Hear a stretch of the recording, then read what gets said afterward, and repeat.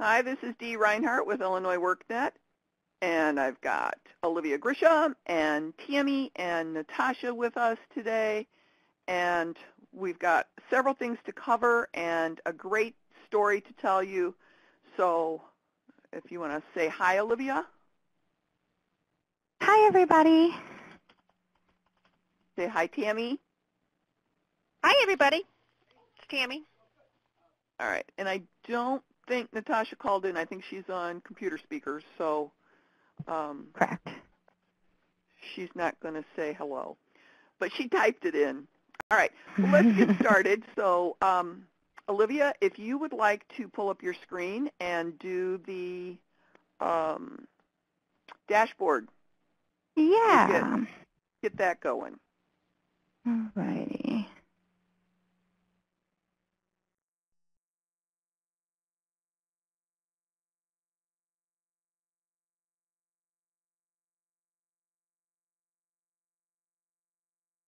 Okay, so I'm just quickly going to go over the areas of the dashboard that we need to make sure we're keeping an eye on and not having any customers get stuck in any sections. I'm working with a couple different CBOs on updating some of their information, so some of this might be kind of a repeat from what I talked about with you guys earlier this week. But the big sections of the areas that we're going to cover are the yellow areas, which indicates that action needs to be done with these customers. It looks like in referral pending 2151 past due, we have 38 customers. This is indicating that 48 hours have passed since their initial appointment time was scheduled, and no 2151 has been uploaded to reflect if they showed up and if they didn't show up. So we just need to make sure we can get those uploaded so we understand what is going on with these customers and where they're at in the process. The referral pending no contact from customers and referral rejected are areas that DHS will look at and follow up with the customers, so you don't have to worry about these two areas. But the area underneath it, referral accepting and enrollment started, enrollment required, these 19 customers have a 2151 uploaded with services initiated, but they haven't been enrolled into a specific training program at your location yet. I know that some of you guys do like assessments and have a couple different steps the customers go through before they're enrolled. So I do know that if some of these customers are coming back in for follow-up appointments, and then after that appointment they will be enrolled. But if you do have customers showing in this area and you know that all of them have been through the process, just make sure you're getting them enrolled so they're not sitting in here. The next area is the CBO needs to upload past due. It looks like we have 48 customers who do not have a 2151A reflecting the month of November's activities they were engaged in. So we really need to get those uploaded so we can make sure DHS knows they are meeting the 80-hour-a-week requirements for their eligibility. And January 1st, it'll start all over again, and we'll have to do the month of December. And then if we scroll down more towards the bottom to the completion status, where it says exited status, completion documentation needs uploaded, we have 5 customers who have been marked as exited, but their required documentation has not been completed. So if you have a customer in this section, just make sure you're going in and looking at the exit section information, and the red text will let you know what needs to be uploaded in order to have the documentation completed. Do you guys have any questions on the enrolled dashboard? All right, I'm going to go ahead and go on to the I-STEP dashboard, but if you guys think of any questions or anything comes up, just let me know when we can go back and answer those questions. All right, so for the I-STEP dashboard, one thing you guys can do for the personal development, not everybody is going to have steps in these sections. For the customers who do not need personal development steps, you go in and mark those customers as completed on the personal development section. And this will just move them to this section right here. And so we will know that they don't need any steps, that nothing's going to need to be added for them for that section. And then in the career planning section, one of the big things we really need to make sure is filled out is the target occupation. There's 459 customers who do not have a target occupation selected. You can find this on the customer's application. They'll indicate what their target occupation is. And so you can go in and put that in. So we have a clear understanding of what the career pathway is that they're wanting to be in and what the target occupation they're wanting to get to is. I do know that we are making some updates to the I-STEP. Currently, after a customer is assigned to a CBO, their I-STEP opens. We are going to change that so their I-STEP doesn't open until you have them marked as enrolled in the training program on your progress page. So that way, if you have customers who maybe were no contact, no show, that you're not doing anything with, they will no longer be showing in this I-STEP section as needing steps because they were never enrolled in your guys' location. So there's no way you could include steps for them. And then it looks like we have 246 customers with no steps identified in the career planning section. Not every single customer will have career planning steps, but probably 99% of them will. So if you have any customers who are showing as no steps identified in this 246, and they are customers you do have enrolled in your program, you really need to be going in and adding steps. These steps don't have to be started or completed. You can go ahead and put them in there and mark them as not scheduled. And once they start them, you can mark them as open. And then once they finish, you'll mark them as completed. But they do need to have those steps in there so we know where they're going to go and what areas you're wanting to work with them in. And it's exactly the same for academic and technical training. Not everybody will have steps in this section, but a majority of the people will. It looks like 340 people don't have any steps marked. So if they are enrolled, go ahead and go in and put the steps that you're going to be working with these customers with. And do you guys have any questions on the I-STEP? I don't see anybody typing. They just were curious about when that change for the enrolled not opening or requiring enrollment before opening the I-STEP. So we're hoping in the first couple weeks of the new year. So yes. For now, just keep an eye on those people, and hopefully those numbers will change as soon as we get that change corrected in the dashboard. And when we do make that change, though, it's going to be very important that we're making sure customers are enrolled and we're not leaving them in that section, because that will be the only way their I-STEP will open up. So that's just something to keep in the back of your mind. All right. So next thing that we need to talk about is updating the CBO primary contacts. While you're in the dashboard, could you go to the Epic Partners Resources page, please?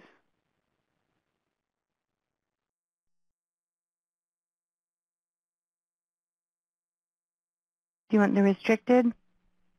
Yes. So on the Epic Partners Resources page, we've got the CBO contact list for DHS staff, and we need to make sure that that is staying current. So if, oh, look at you, you already had it open. If we can, please check that now to make sure that people are still where they are supposed to be and that we have enough of the right people on that list. I thought about it after we were driving away that we should have had everybody that was at the training on Tuesday double check their list, but hindsight's always 20/20. So that's if you can go there and check that, that would be great. All right. And the next thing on the list is something. I'm going to minimize your screen here, Olivia. Okay. I'm going to leave you on just in case. The next thing that we have here is we talked on when we were at the training last week with the folks that came to the Chicago meeting about creating a checklist for your customer. And I just kind of threw something together here. But this might be something useful that you could provide to the customer at orientation. And yes, you don't know exactly what every customer is going to be doing, but you know some basics that we would like for you to do. So include those basics and then maybe leave a few blanks. So it can be something just as simple as this. And you're going to have them attend orientation, one check down off the board. TAG testing, do you do any other assessments? Include those things in there. XYZ, that's just a place filler. I'm taking documents from whatever places they need to do. Employment 101, or maybe you're doing the Career Foundation that a couple of the organizations are using. And then have them get signed up and using Optimal Resume. So this is just something that we were hoping might make it a little bit easier for the customers to keep track of. We will be incorporating some of this stuff so that when we visit, maybe we know where we are with you and the customers so that we know what to expect out of you guys when we come to do the on-site visits. Tammy, do you want to say something else about that? No, I just typed in, I said this is a good idea to have too for us when we do our technical assistance site visits because that way we can easily understand your flow process and how your clients are moving through your specific process because everybody's different, a little different on how you move your clients through. So I think it'd be a good tool to think about incorporating for the client side of it and then also for us so we understand your processes. Good.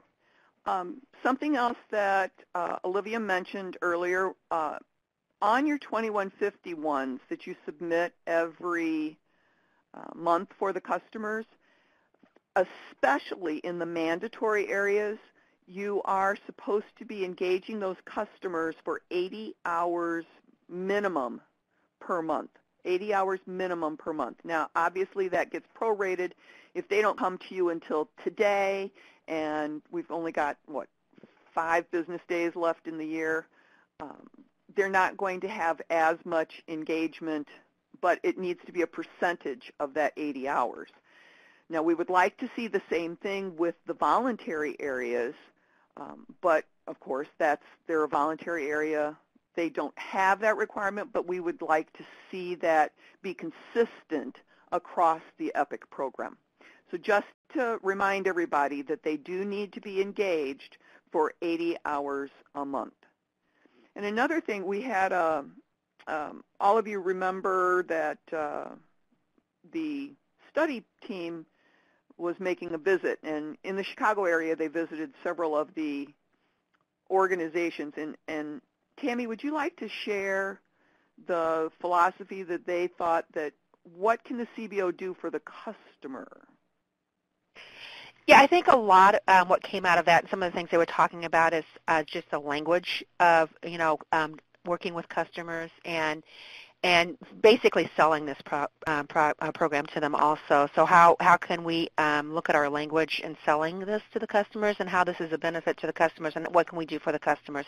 And keeping in mind that a lot of the customers you are getting do have, barriers and how we can facilitate, trying to eliminate those barriers and, as much as we possibly can with your associations and other service providers and all of that. And we're still working on the front end of it to try and make sure we're doing proper alignments. And there will be training. We're working on that training element that's going to start next year in 2017 on just the interviewing techniques and, questions of how to phrase questions appropriately so that we can get these customers more engaged. So, Dee, is there anything else you want to add to that? No, I think that's it. We need to do a sales job on this, and yeah, that might be a little tough for people that were trained as social workers, but we need to encourage these people because they've been pushed down enough. So we need to work on trying to make that an encouraging process for them, and that's why having the checklist and showing them, okay, well, here's the things that we're going to do for you. I think that's just something that we need to work on. Kelsey says responsible sales. Yeah, and just having the client own this, own their lives and own this project. And this is, this is their, choice that they can make to do this. So, and I know there was one state that's in the study that actually did have a salesperson come in and work with their it was their DHS caseworkers on how to better sell the program to them as they're moving on. Right. So one of the things that we would like to do is to open up the opportunity for you to go to a DHS office and see what the customers go through. And then maybe after the orientation, spend a little time chatting with the caseworkers that are there. And Olivia, could you pull up that map out of the resources where it shows the distances between the offices and the CBOs that we showed at the DHS call last week? So one of the things that we're going to do, if you can get to an office, that's great. But what I'm going to do on the next CBO call on the 4th of January, I'm actually going to do a brief run-through of what the orientation process is at a CBO. So I'm sorry, not at a CBO, the orientation process at the DHS office so that we can do that. But now one of the things that we wanted to do was show you where the CBOs are. So if you can zoom in on that a little bit, Olivia.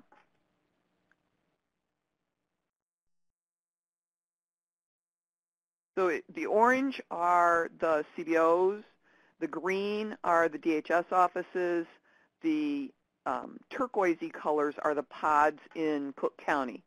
So as you can see, there is some distance between some of the CBOs. So people might be concerned about how far are they going to go with their customers. So to open this up, there's a link to this on the restricted resources page as well. So if you want to take a look at that. All right, so let's minimize that down again. And give us a check mark if you would be interested in attending an in-person customer orientation at a DHS office. Otherwise, we will cover that in the webinar next month. And this is something we could collaborate with DHS, so we can do it regionally, so to make it easier for everybody to travel, because we don't want to consume a lot of your time. So we could potentially even have 4 or 5 CBOs, say on the south side, go to one of the south side pods to participate. So we can work with you guys on getting this all scheduled. Alana, are you having them work on Employment 101 and the NOCD and a couple of the things that are already associated with the assessments that we have in the dashboard? And this is something that maybe Dee and Olivia, you guys can talk about this too. I know the assessment part is still, there is some design going on that. So like to be able to add the TABE assessments and other assessments that they do internally, that I do believe is still under construction. Am I right on that, Olivia? Or Dee? The pre and the post assessment are not showing up on Employment 101 for a customer. All right. If you could send that customer number to Olivia or to the EPIC at illinoisworknet.com, she can check and see why it's not pulling properly. Okay, Alana?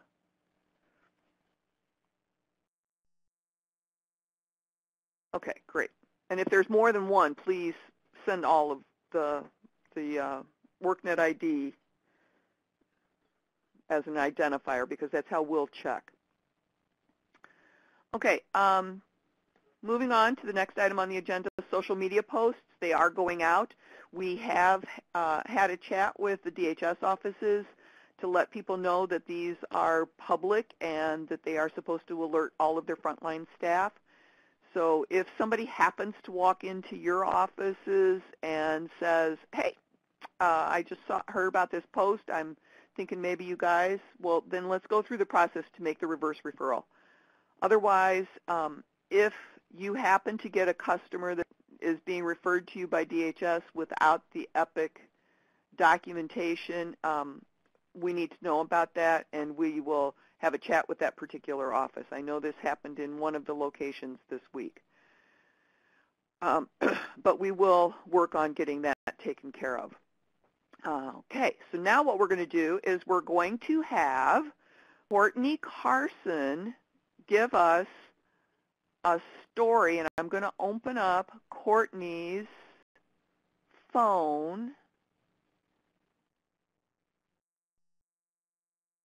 Courtney, are you there? Courtney?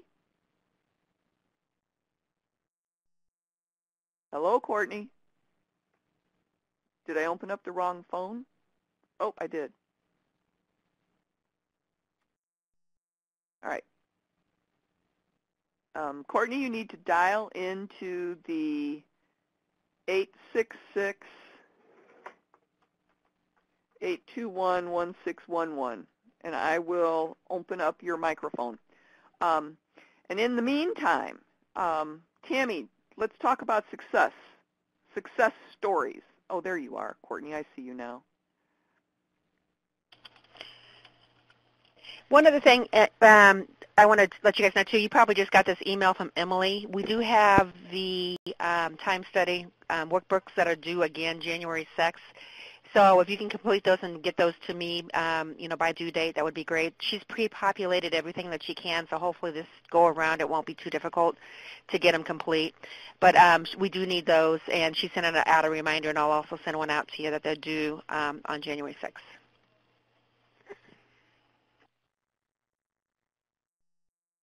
And before I turn it over to Courtney, to answer Kelsey's question, if you do have a reverse referral, the customer has to be currently SNAP eligible. So if they haven't gone through the SNAP application process yet, they're going to have to wait and get that done. So as long as they are SNAP eligible, then they can go to the office and have him apply for the EPIC program and be randomly assigned.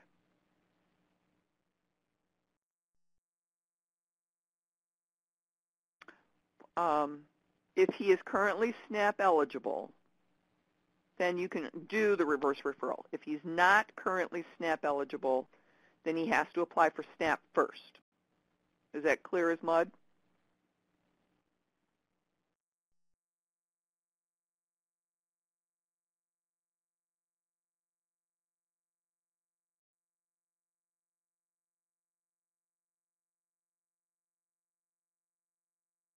Yes.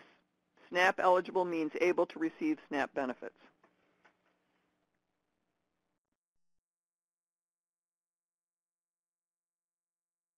All right. Courtney, I'm going to open up the microphone to you. Amen. Good afternoon. Courtney Carson is with the Springfield Urban League. And I got to meet Courtney for the first time on Tuesday the 13th. He came up from Springfield to our training, and it was a pleasure to meet you. So tell us a little bit about your program. Good afternoon, everyone. The program is remarkable. I thank God for it. And with the addition to EPIC, it's just extremely beautiful. And I'm extremely excited about the outcomes that we've had thus far and what we're going to have. And we're taking a holistic approach to the EPIC program, and off the shoulders of what we've been doing here in Decatur, Illinois, and in Springfield, but in particular here in Decatur. I hope that everyone can hear me. Can you? Everybody raise your hand if you can hear Courtney okay. All right. Looks like you're good, Courtney. We're good? Amen. You're good. Amen.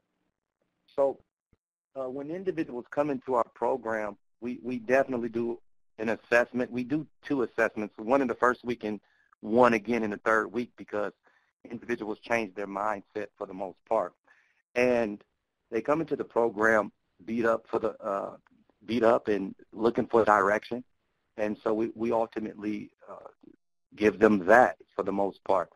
And to really just break down our program, we do 5 hours of life skills, 2 hours of cross-sexual training, 2 hours of cross-cultural training, 5 hours of 5 hours at the end of the week, 10 hours again of life skills, and then another 10 hours of workforce training where individuals learn how to communicate verbally, communicate utilizing their written communication, nonverbal communications. They learn how to form individuals. Form is a tactic used to network for the most part, and form is an acronym for family, occupation, recreation, and then the message. So giving individuals a chance to really just walk up to somebody and have a good conversation. So when we teach these things, we challenge it for the most part. So I'll put these individuals into the community and ask them to utilize what they just learned. And so our first week is just, we hit them with straight life skill classes. And then I offer a pen to them, a regular pen with nothing on it, those little blue and black pens that we all buy in boxes for our offices. I give them that pen, and I tell that individual, this is your pen. You have to keep this pen. You have to write with this pen. This is the pen that you'll have every single day, and this is the only pen that you'll get in this particular training. If you lose the pen, you take points off of your test scores, because at the end of each week, we test our participants. So with that pen, and it's a success pen. So once you have determined that you've seen a level of success in your life, and then you can grow and receive, you bring that pen back to me, and then you can receive another pen. And that second pen, it has the Springfield Urban League writing on it. So once an individual feels that they have received a level of success in their life, they're able to receive the second pen. And it's a beautiful situation. I wish that I had my PowerPoint presentation so that you all can see this while I'm speaking. So by the second week, individuals are engaged and excited about our program. And so we continue to march forward. But I failed to say this. In the beginning of each morning for an hour, we do this thing called Detox, because most of our participants have suffered from great levels of trauma. I don't care what anybody says. I truly believe that all individuals have suffered a level of trauma sometime in their life.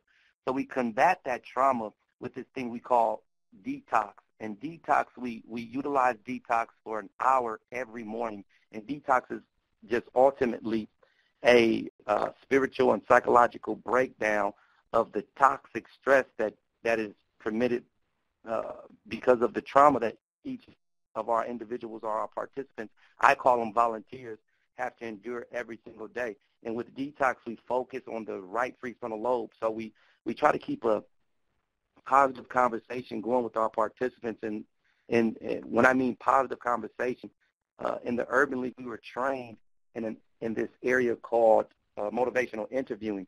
So ultimately, we just respond in the best positive way that we know how to an individual's concern. So we do that for an hour while we're facilitating and literally detoxing these individuals.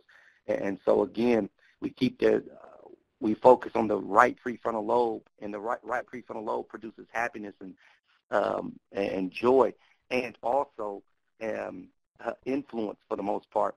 So individuals that are they practice a level of substance abuse, they're honestly coming from a place trying to operate from the right prefrontal lobe. And then, your left side, it produces sadness and anger and those such things, and it narrows the brain. So we try to operate on the right prefrontal lobe and keep individuals extremely happy and attentive in our particular training. So by the third week, we have this thing called Put It On. By the third week, we're asking our participants to wear a suit, and the suit or a shirt and a tie.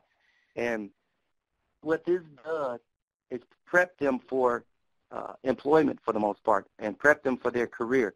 And also, while they're wearing the suit in the classroom, by the third day, that third week, we're in the community, we're going to go into the community, and I may take the participants out to lunch or something like that, simply in an area where I know their peers will be, or in an area where I know they'll receive compliments for putting on a suit.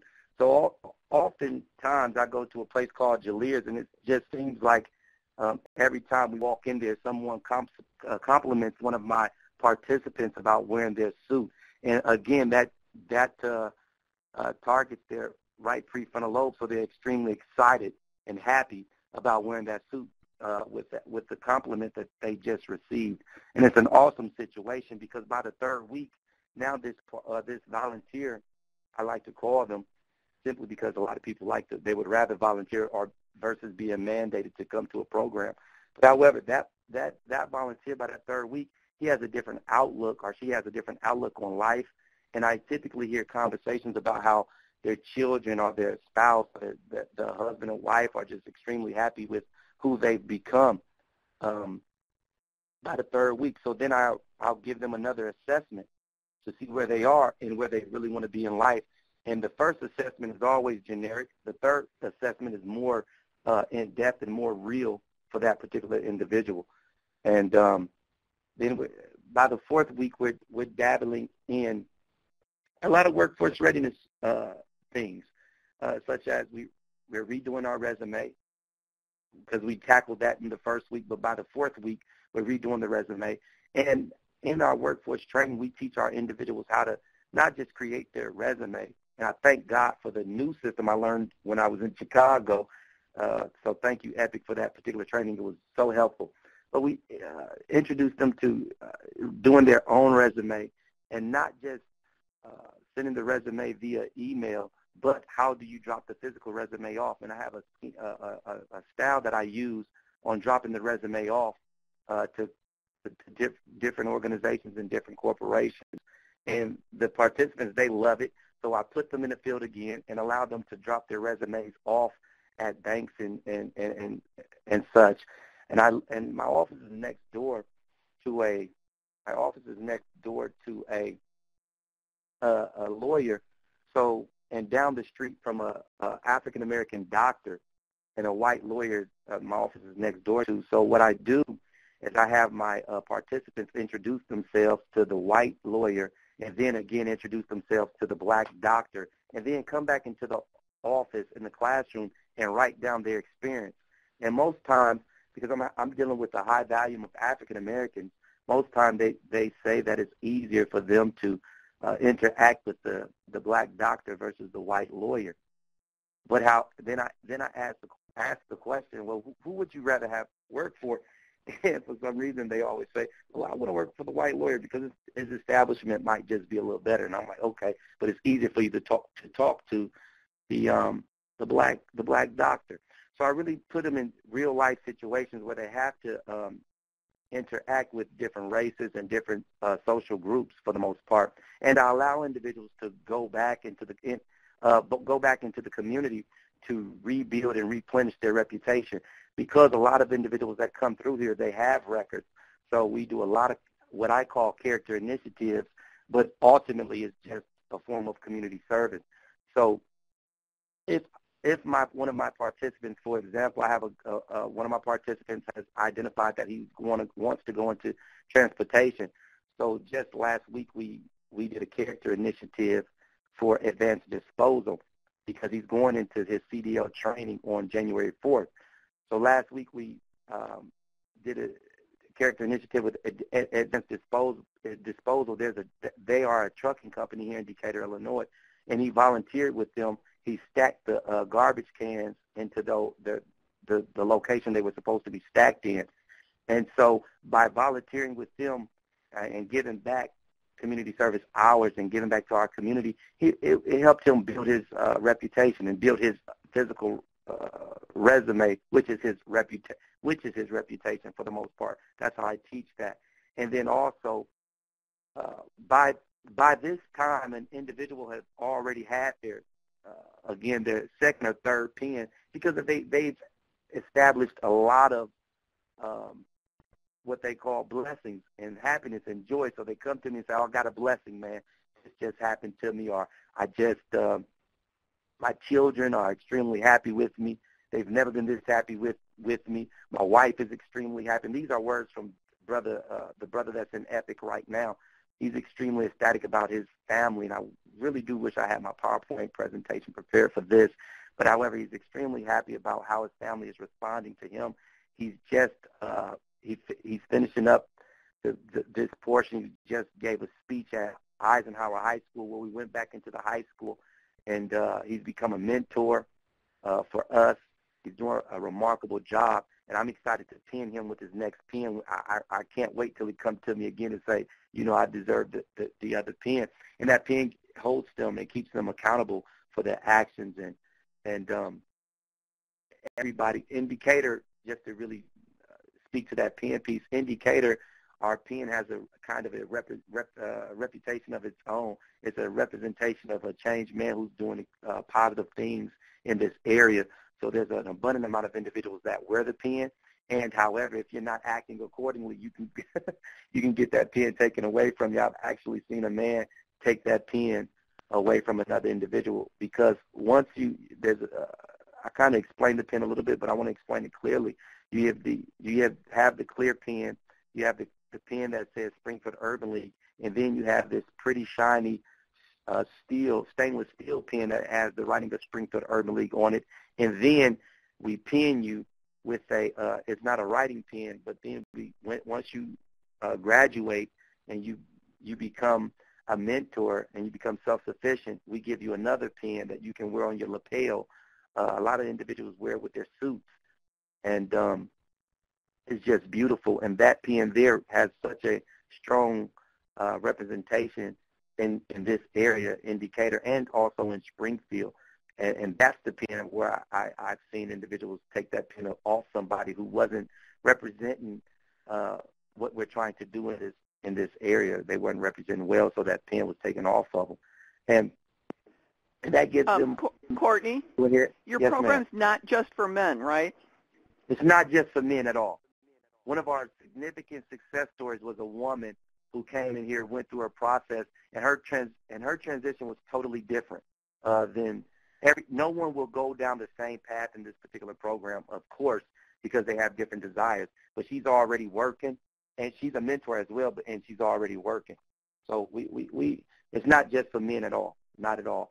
But to really just speak to it, in this area in Decatur, Illinois, we have a 86% conviction rate and a 36% graduation rate, and only 10% of our students are prepared to move to the next step, and only 20% are prepared for graduation. So that kind of tell you the individual that we're dealing with in this particular area. Now, in our past program, our reentry program, for the most part, we had 16 out of 18 of our federal parolees have full-time employment. 100% of our CDL graduates have full-time employment. 100% of our CNA graduates have full-time employment. And 100% of our sex offenders have full-time employment. And the way we had to deal with our sex offenders, because at one particular point in time we were in a school after-school program building, so we had to deal with our sex offenders early in the morning or late at night. So if there was kids in the building during the summer days, we dealt with the sex offenders after the hour of the after-school program. So we were extremely creative in our approach in dealing with our participants. And the Urban League, Springfield Urban League, allowed me to be creative on how I wasn't really working non-traditional hours dealing with the sex offenders, so they would have a different day, and those days were a Tuesday and a Thursday. So that meant that you had to move your schedule around so that you could make accommodations. Definitely. And when we started this, we said, okay, we're going to make DHS uncomfortable because they're going to have to change some methods, and we're going to make the CBOs uncomfortable because they're going to have to change some methods. So take that note, folks. Go ahead, Courtney. Yep. And what is extremely key and huge is how individuals view homosexuality.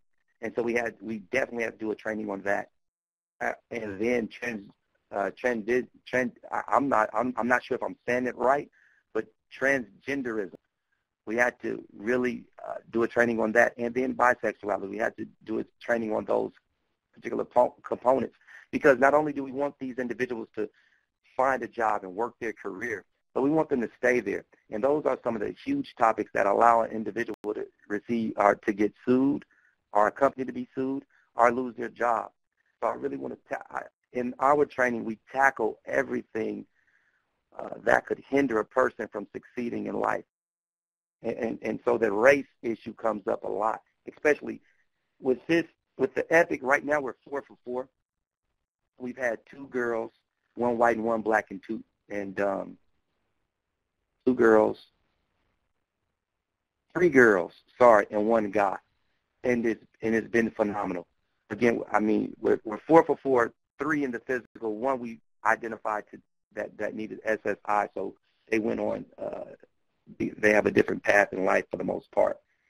But however, I still make phone calls because of the ministry. I'm a minister here in the city, so this work is just an added bonus to the ministry work that I do. Yeah. And again, not everyone will go through the same thing. For instance, an individual that doesn't need their reputation kind of replenished, they won't have to do so much of the character initiative. So if an individual that's an ex-offender has a felony on his record, I really put him in the community a lot, because if we can get the community to buy into this individual or to see his change, then there's no need for a expungement, because we have a community expungement for the most part.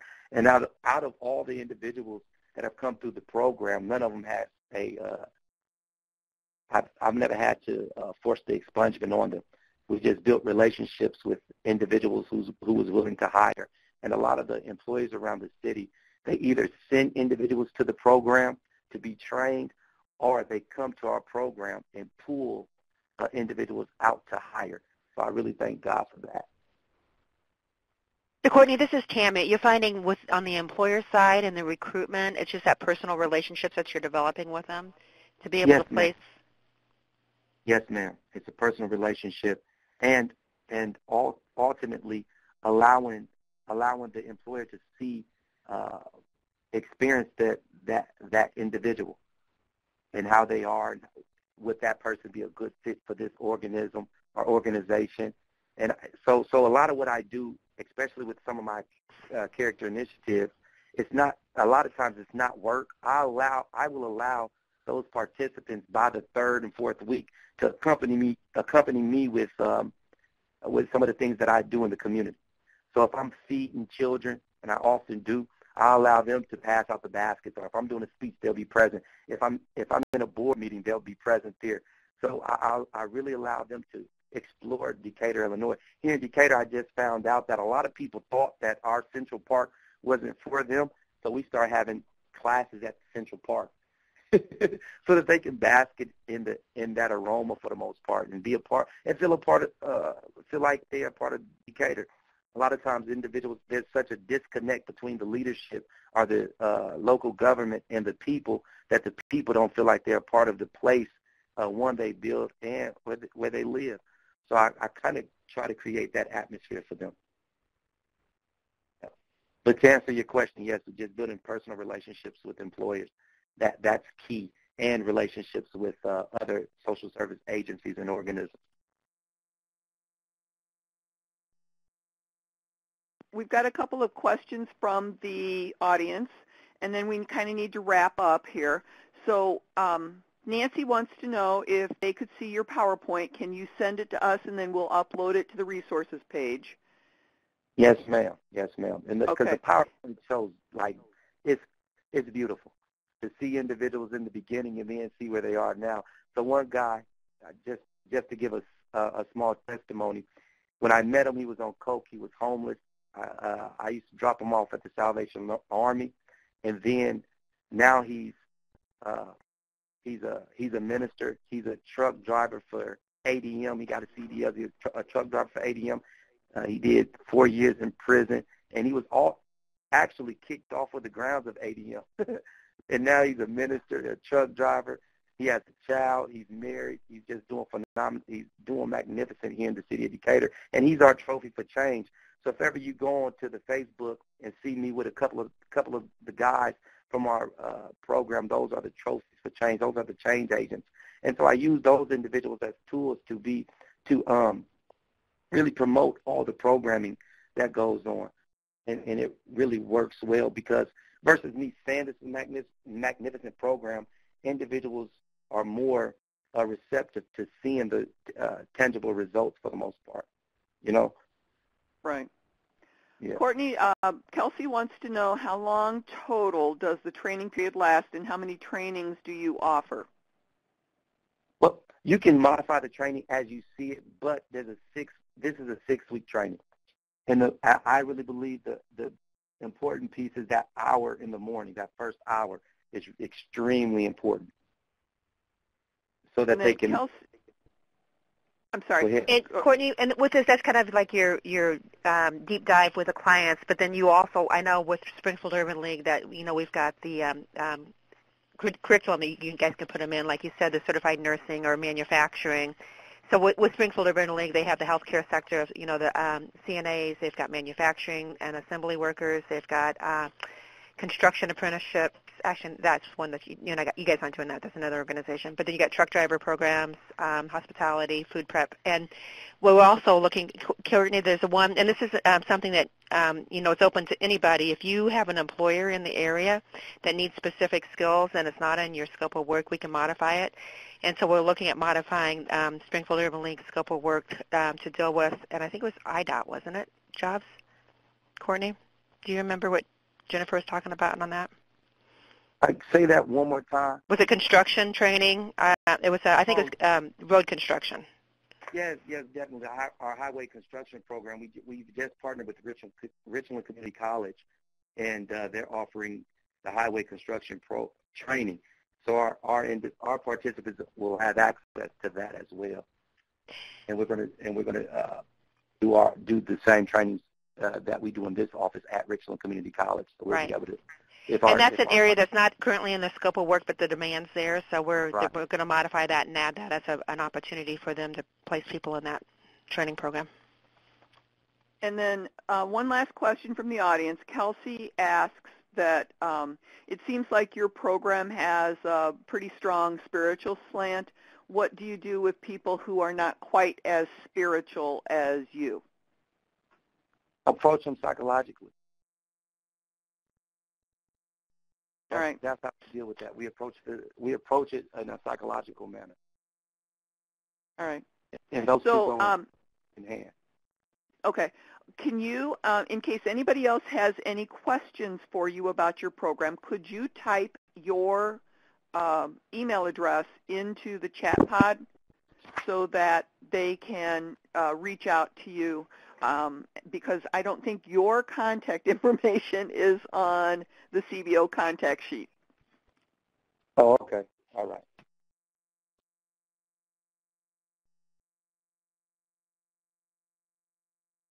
All right. And then I want to thank everybody for joining us today. Thank you so much, Courtney, for sharing the wonderful stories about your program. It's great to hear that a program is having success as much as the individuals in it. So that's just it's just great. It's uplifting at this time of the year as well. So thank you so much for sharing with us. Oh, no problem. Thank you for allowing me to. I hope it was understandable.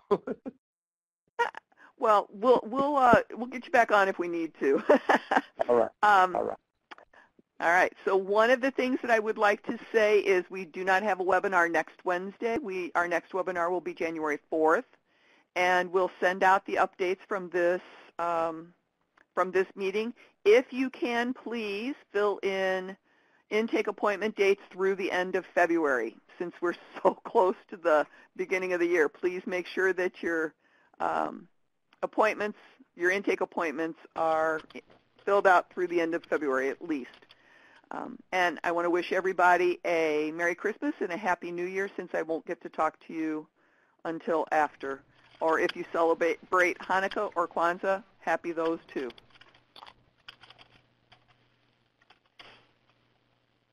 All right. Have a great rest of your day. Bye, everybody. Bye-bye. Happy holidays. Uh-oh.